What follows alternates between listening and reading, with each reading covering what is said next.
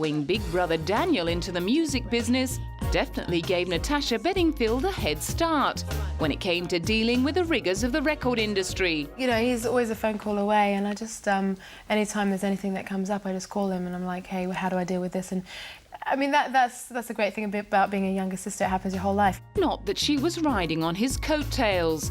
After growing up singing in Christian pop groups, she landed her own record deal, and her first solo release single went straight to number 3 in the UK charts, paving the way for her debut album Unwritten, which sold 2.5 million copies across the world and earned her a Grammy nomination. She'd gone from being Daniel's little sis to being a star in her own right. You know, everyone has dreams, and I you know, definitely dreamed and planned for things to happen, but it has happened very fast. In between Unwritten and her second album, NB, her thoughts on being happily single have matured into musings about relationships. That evolution was reflected in her writing on songs like I Wanna Have Your Babies and Soulmate. I want to talk about all the things that you kind of, as a girl, you keep in your head because you know that it's not the appropriate thing to say. And but you're still thinking it. I mean, if you meet a guy that you like, most girls, when they're talking with their girlfriends later on, they'll be, you know, thinking of what does his name sound like after mine, or would our kids inherit his blue eyes? NB ended up being adapted and new songs added to make Pocketful of Sunshine, which became her second album in the US.